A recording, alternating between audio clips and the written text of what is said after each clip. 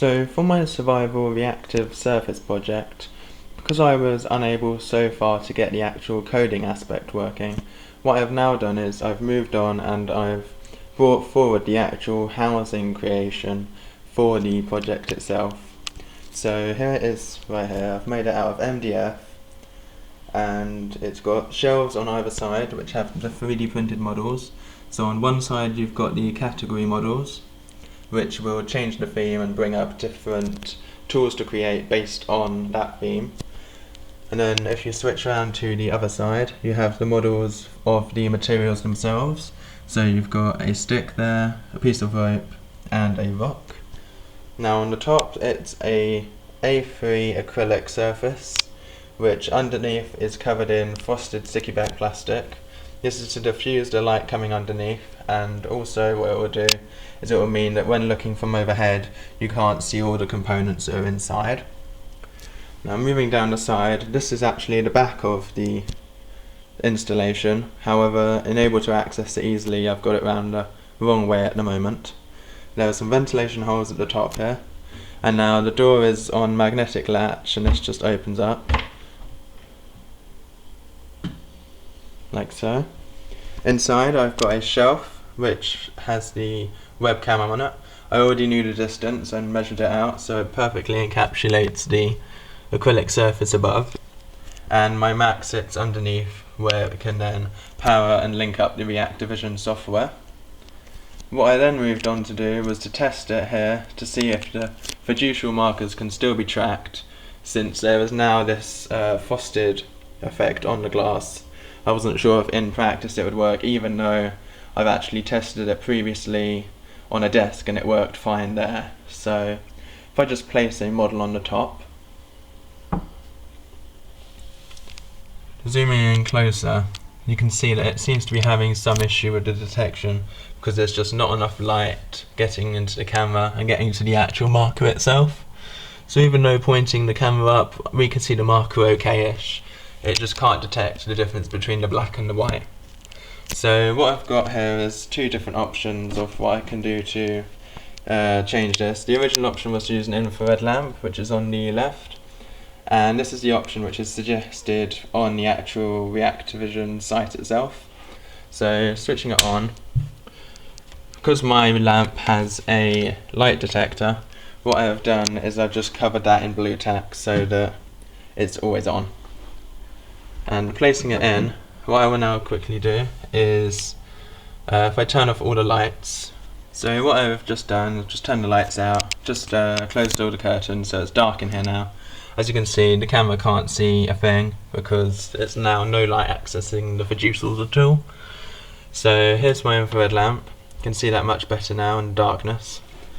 And if I shine it upwards, there doesn't seem to really be any difference. So if I then move the lamp a bit closer to it, you can see that it's kind of just about picking it up. Now it seemed that I'm kind of on the right lines in terms of detection, but since this lamp doesn't seem to be strong enough, or the light's broad enough in their kind of view that they're encompassing, it would seem that the infrared option either will have to be switched for a standard light option, or I'll have to have a look online and see if I can find a stronger lamp. So if I just go and turn the lights back on again. So the lights are back on now, and I've just drawn the curtains again. And as you can see, it's now kind of picking up a little bit. If I zoom in closely, you can actually see that it's managed to recognise the marker this time round, but it seems to be a little bit on and off. Sometimes it detects it, sometimes it doesn't, and it's not kind of reliable for all the models. So if I just add all of them onto the surface,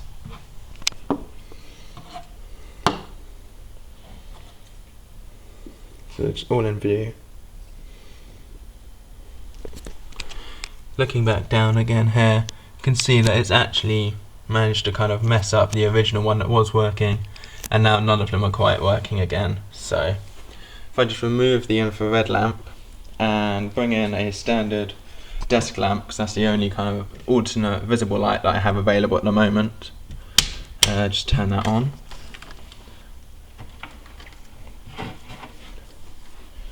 If I place this other lamp in, Now, as you'll see, I've got the head of the lamp pointing downwards. This is because if it shines directly upwards, the light is so bright it just dominates the area, and you can then not actually see the visuals and the fiducials at the bottom. I'll just demonstrate this here. If I point this upwards and turn on the light, as you can see here, there's this kind of void area here, and this is where the light's just too bright on the area and it just cannot recognise it at all. But looking at the other markers, they're actually now being detected. So if I just turn the light angle down, so it's diffused a little more and it's no longer pointing directly upwards.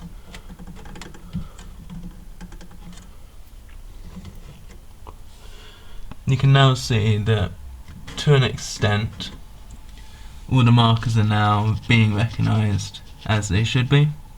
Now there's a void area at the top, and it's because because of the desk lamp that I'm using, it's not an even glow throughout. So I reckon what I will probably now do is get maybe 2 strips of LED torches or a similar kind of thing, and this will then allow a more even glow to be emitted.